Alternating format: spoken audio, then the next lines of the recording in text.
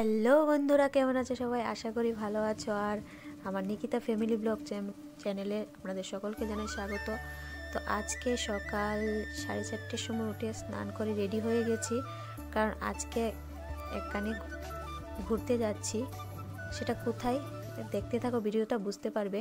তো তার জন্য ট্রেনে উঠে পড়লাম। ট্রেনে প্রায় 5 ঘন্টার মতো ট্রেনে ছিলাম।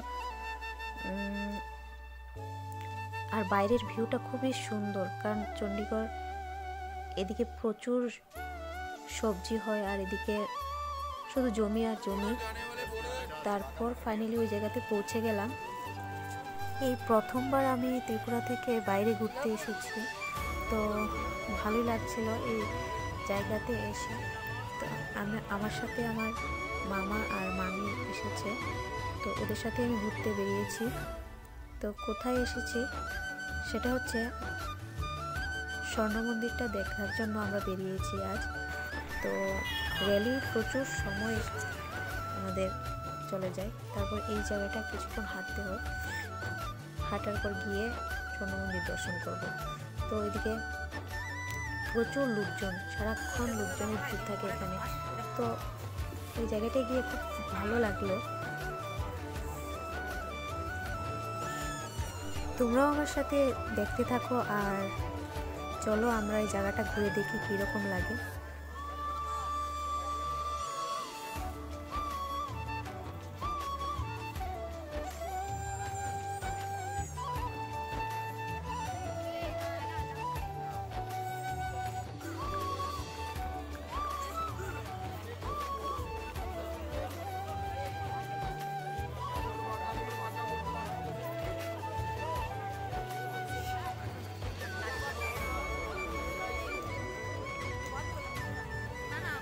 এই যে প্রায় স্বর্ণ মন্দিরের কাছাকাছি চলে এলাম। তো এবার এদিক দিয়ে এন্ট্রি করতে হবে। তার আগে এখানে আমাদের জুতো, ব্যাগ এইসব রেখে যেতে হয়। তো ওইগুলি রেখে আমরা মন্দিরে প্রবেশ করার জন্য রওনা হয়েছি। তো মন্দিরে প্রবেশ করে দেখলাম স্বর্ণ মন্দিরটা খুবই সুন্দর। আর যতদূর আমি শুধুমাত্র টিভিতেই দেখেছিলাম আর মোবাইলে দেখেছিলাম, তার থেকে অনেক বেশি সুন্দর সামনে থেকে। তো এটার ভেতরে আমরা অনেকক্ষণ ছিলাম, অনেকক্ষণ ঘোরাঘুরি করি। চারিদিকে জলের মাঝখানে মন্দিরটা।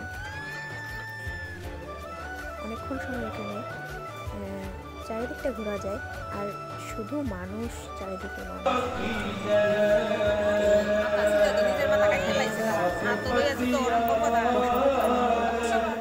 সারা রাত তো আমরা কিছুক্ষণ এটার মধ্যে ঘোরাঘুরি করি। অনেক ভেতরের মন্দিরটা যদিও ফটো তোলা যায় না, ভেতরে প্রবেশ করার সময় ক্যামেরা বন্ধ রাখতে হয়। তো বাইরে থেকেই দেখাচ্ছি। তারপর এদিকে বিশ্রাম করার জন্য রুম আছে, যেখানে মানুষ অনেক সময় থেকে মন্দির দর্শন করে। তো তোমরা দেখতে থাকো, ভিডিওটা শেষ পর্যন্ত অবশ্যই দেখো। আর যারা আমার চ্যানেলে নতুন, প্লিজ চ্যানেলকে সাবস্ক্রাইব করে দিয়ে পাশে থাকা বেল আইকনটি প্রেস করে রাখবে, যাতে আমি নতুন ভিডিও আপলোড করলে সবার আগে তোমরা দেখতে পারো। তারপর আমরা মন্দির থেকে কিছুক্ষণের মধ্যেই বেরিয়ে পড়ব। তো মন্দির থেকে বেরোনোর আগে আবার একটু মন ভরে মন্দিরটাকে দেখে নিলাম, কারণ আবার কখন এই মন্দিরে আসতে পারি সেটা তো বলা যায় না। তো তার জন্য অনেকক্ষণ সময় ছিলাম এখানে। তারপর কিছুক্ষণ পর আমরা এখান থেকে বেরিয়ে পড়ি। এত লোকজনের ভিড় থাকা সত্ত্বেও মন্দিরটা এত পরিষ্কার পরিচ্ছন্ন ছিল, তা বলে বোঝানো যাবে না। খুবই সুন্দর একটা জায়গা। তারপর বাইরের জায়গাটাও কিছুটা কম ছিল না। এদিকে সবাই ফটো তুলছে, বসে আছে। বিকেলবেলা ভালো লাগে, কিন্তু রাতের বেলা আরও সুন্দর লাইটের জন্য, কিন্তু আমি ওটা তো দেখতে পাইনি। তারপরে আমরা চলে আসি জালিয়ানওয়ালাবাগের হত্যাকাণ্ড যেখানে ঘটেছিল সেই জায়গাতে। এটা স্বর্ণ মন্দিরের কাছাকাছি, তো কিছুক্ষণের মধ্যে হেঁটে হেঁটে এখানে চলে এলাম। তো আসার পর দেখলাম যেখানে এই হত্যাকাণ্ড হয়েছিল।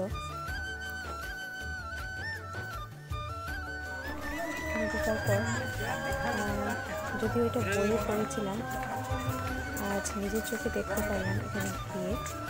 তো এখানে এখন খুব সুন্দর করে জায়গাটা সাজানো আছে, কিন্তু ওই সময়টায় এরকম ছিল না, খালি ময়দান ছিল। এদিকে হাজার হাজার মানুষের প্রাণও গিয়েছিল এই হত্যাকাণ্ডে। আর এই যে দেওয়ালের মধ্যে মার্ক করা আছে, ওগুলি ছিল গুলি করার পর যে নিশানগুলি তৈরি হয়েছিল, ওইগুলো মানুষ দেয়াল বেয়ে উঠতে চেষ্টা করছিল, আর গুলি তো একদম চলতে থাকে।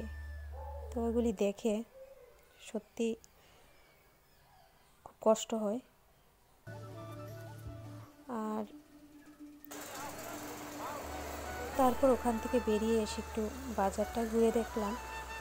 চারিদিকে শুধু শীতের পোশাক, সাজের জিনিস, ওইসব। আর কি বলবো, বড় বড় ইমারতগুলি তো বলার বাইরে, খুব সুন্দর। তারপর ঘোরাঘুরি শেষ করে আবার রেলে এসে পৌঁছে যায় বাড়ি ফেরার জন্য। তো আজকের ব্লগটি এই পর্যন্তই। বাড়ি ফিরে বলতে চণ্ডীগড়ে আছি এখনও। তো আজকের ব্লগটি এই পর্যন্তই, দেখা হচ্ছে পরবর্তী ব্লগে।